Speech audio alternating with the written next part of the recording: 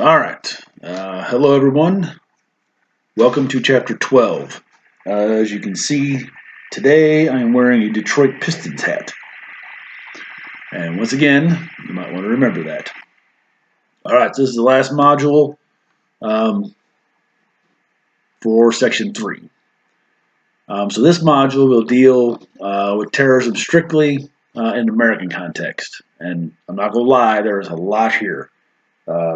This chapter could really be an entire course, and I actually teach a graduate course or taught a graduate course on this very topic for Ole Miss a couple of times. So, the amount of stuff we're getting ready to try to cover here in one chapter is pretty immense. But anyway, we'll try to do the best we can with it. But please realize I've just been able to scratch the surface here with this video.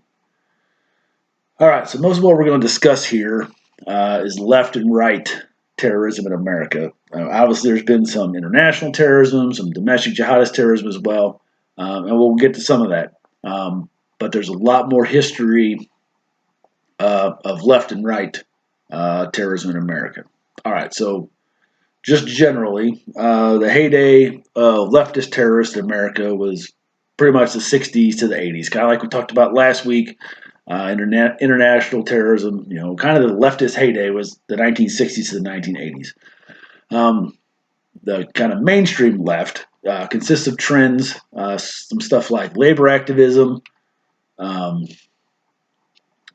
various different groups' rights, some single issue stuff like, environmental stuff or animal rights, and anti-establishment sentiments. All right.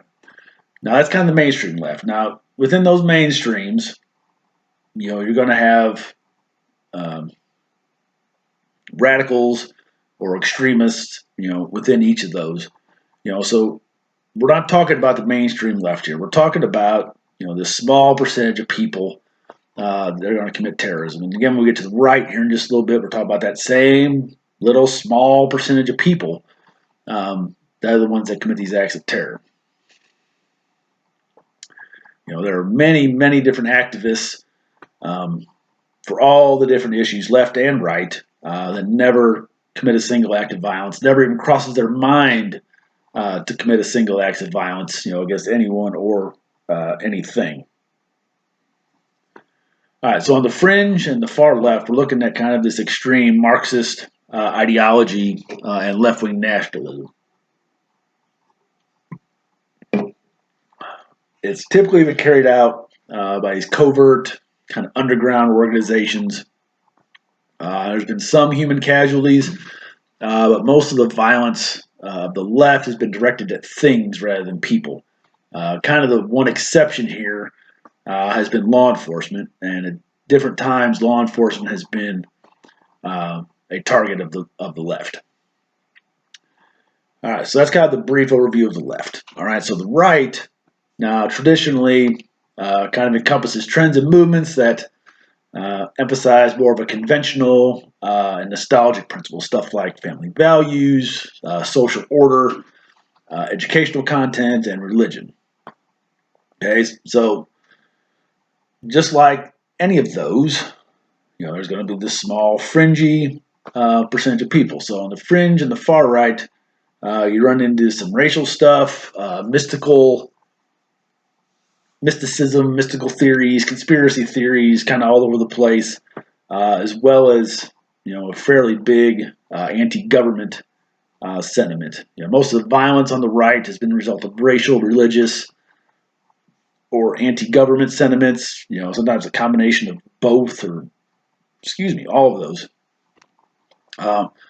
Most of the terror on the right has been from single groups, cells, lone wolves. There really hasn't been, kind of this overarching movement stuff like we talked about with the left. Attacks from the right oftentimes do target people rather than things. So the right commonly will attack people and will attack buildings when they are occupied. So now, with the right, you kind of get into this, the debate now about hate crimes versus terrorism. Are hate crimes acts of terrorism, or are they more of what you consider to be a regular crime? Now, wait for it. It depends, right? Kind of my favorite phrase. Here it comes back again. Right? It depends. What definition of terrorism are you using? What do the statutes say? Right? What are the actual facts of the case?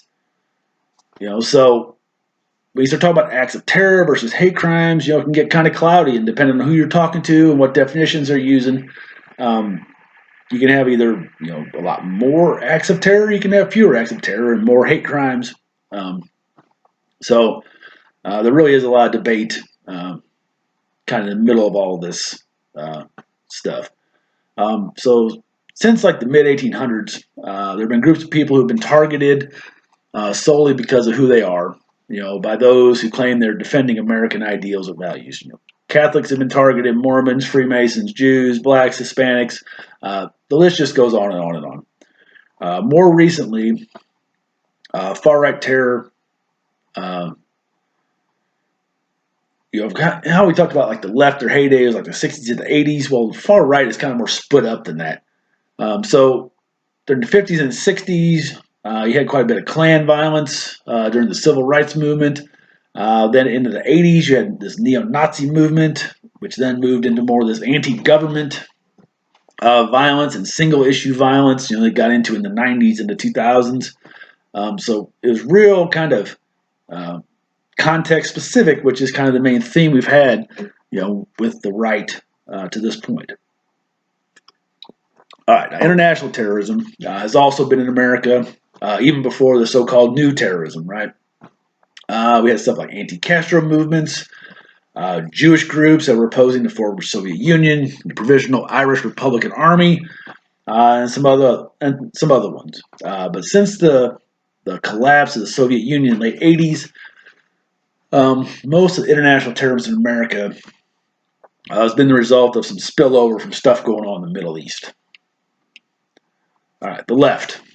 Now we're going to get into, those are just kind of brief overviews of left, right, and international. Now we're going to dig in a little bit more here. All right, now the left, the modern left was kind of the result of several movements that all kind of emerged out of the 60s. Okay, and none of these movements were inherently violent. Like none of them were violent just on the face of it. But again, you had extremists within the ranks which sometimes committed violent acts.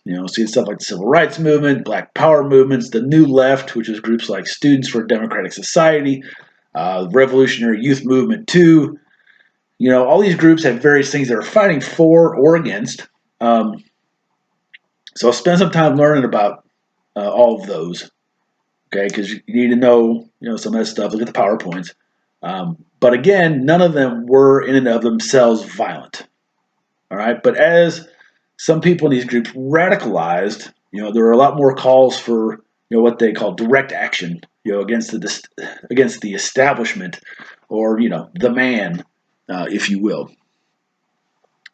So at this point, some of these more radicalized people started referring to themselves as revolutionaries, and some started advocating for the overthrowing of the military-industrial complex, which is another term for American cultural and political establishment. So 4 main trends can be used to describe terrorism from the left: generational rebellion, ethno-nationalist terrorism, leftist hardcores, and single-issue violence. Generational rebellion refers to the generations of Americans who were affected by the war in Vietnam, the civil rights movement, and the inner city turmoil, especially in the African American communities, in the mainly in the 60s.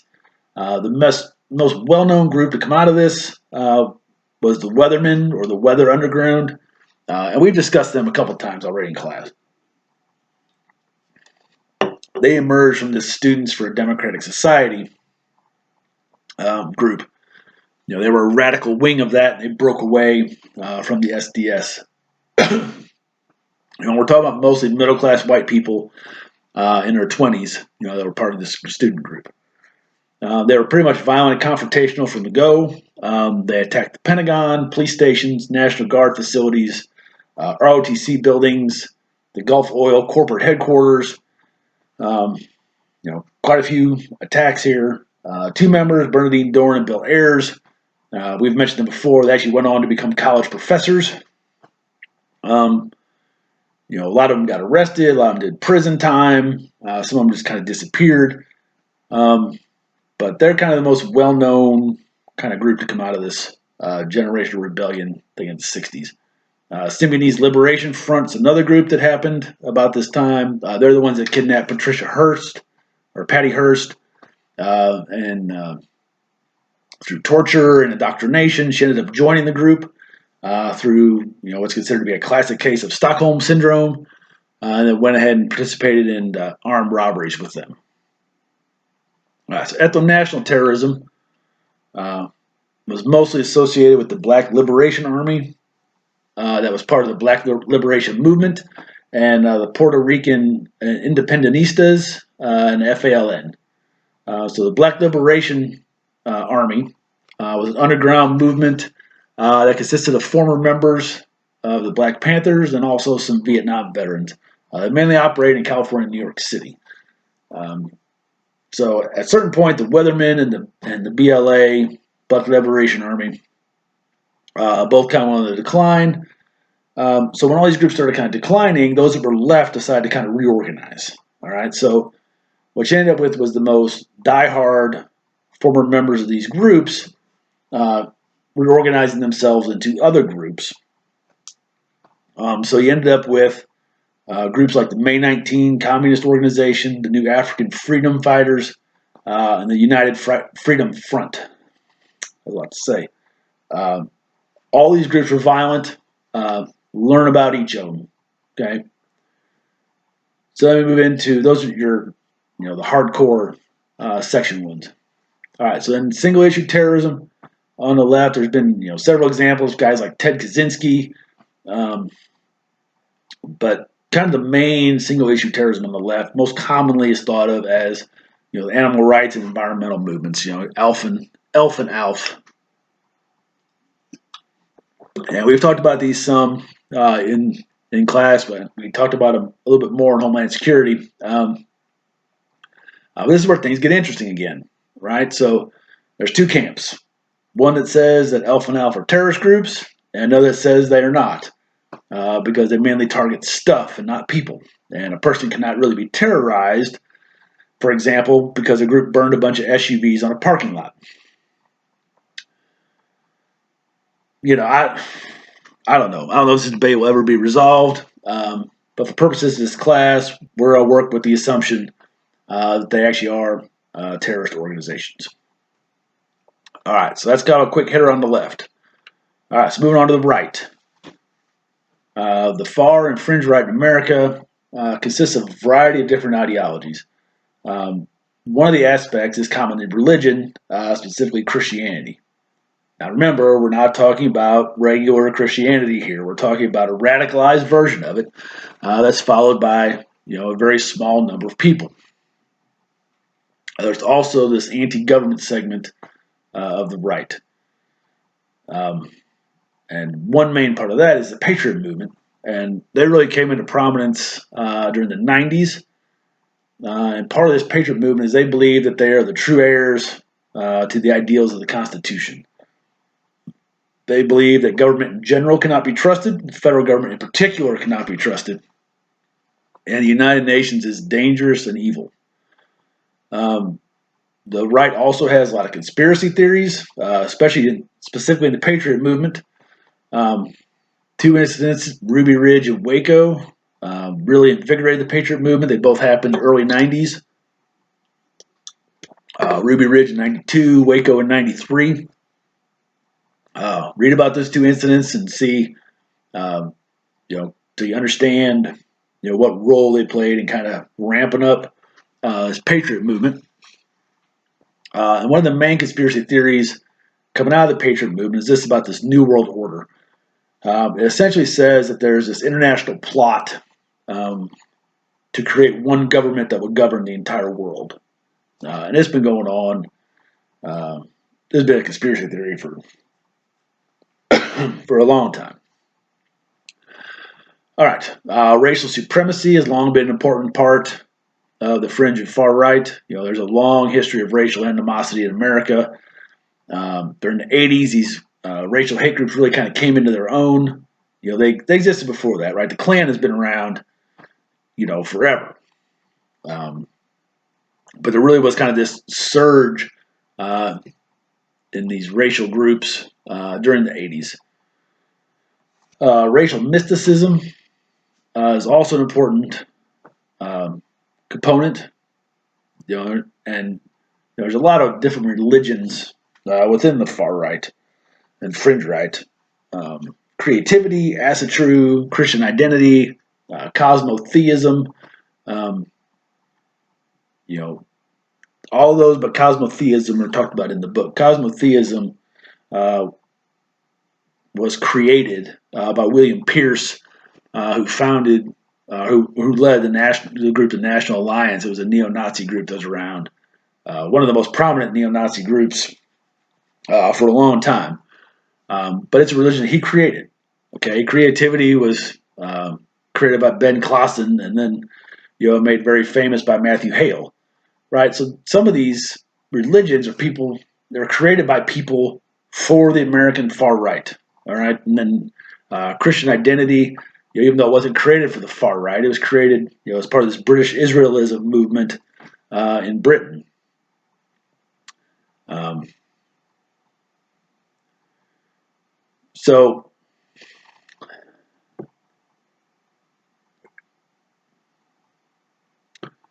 So as we move into kind of this discussion of terrorism, then those are the kind of the main parts of the far right.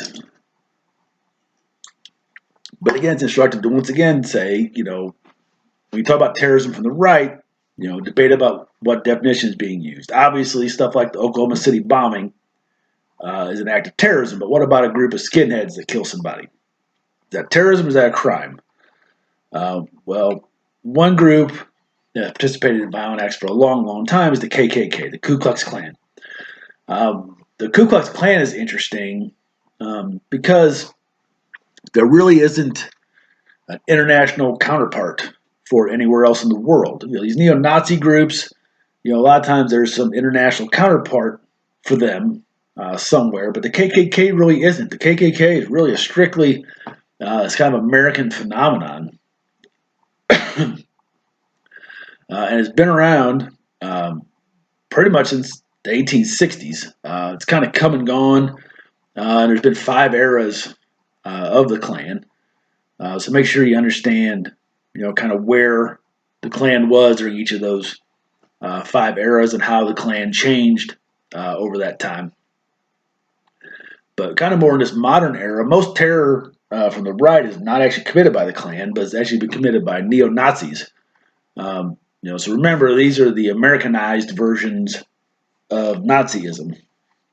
One of their main or common themes is RAHOA, which stands for Racial Holy War. RA from racial, HO from holy, WA from war. Put that together, you got RAHOA. So they've been, they're very violent. I mentioned that William Pierce, he was a neo-Nazi group. The Aryan Nations was a neo-Nazi group. There are a lot of really violent neo-Nazi groups that have come and gone, and some are still around. All right, so then you move into like the Patriot movement. The Patriot movement was very active until the Oklahoma City bombing. Right, you had Ruby Ridge, you had Waco, things that kind of pumped up the movement. More people, kind of joined the movement, and then Timothy McVeigh set off a truck bomb at the Murrah Federal Building, and when that happened, most everybody but the true believers really distanced themselves from the Patriot movement because, obviously what's going to happen when you have somebody that blows up a truck at a federal building and kills a whole bunch of people, including kids in a daycare, right? The world is going to come crashing down on the Patriot movement, right? So a lot of people left after that, and then later, at the turn of the century, the year 2000, there's supposed to be all these crazy things happen. So the Patriot movement, those that were left, were still hanging on about all these terrible things were going to happen in the year 2000. Well, the year 2000 happened and nothing happened. So then more people left after that as well. The right also has some single-issue terrorism. The book calls it moralist terrorism, but it's single-issue terrorism. Anti-abortion, anti-gay, anti-homosexual. Those are the main, most common single-issue ideologies of the right. Groups like the Army of God, the Phineas Priesthood. Both of these are two kind of underground organizations that have participated in some of this single-issue terrorism. All right, international terrorism. It's normally spillovers of conflicts in other countries. Were either directed at foreign interests directed at foreign interests that had a domestic presence in America. Stuff like Omega 7, Provisional Irish Republican Army, the Jewish Defense League. Then that started somewhat change in the 90s. Everybody knows about 9/11, but jihadist terrorism really came to America's shores in '93 with the first World Trade Center attack. And then since 9/11, there's been other attacks by those that have either entered America to do an attack, or also those who were born here or moved here legally. More of a domestic situation. All right, so that was pretty long. I know. So I'll stop here. Be sure to read the chapter, go through the PowerPoints, and as always, please let me know if you have any questions.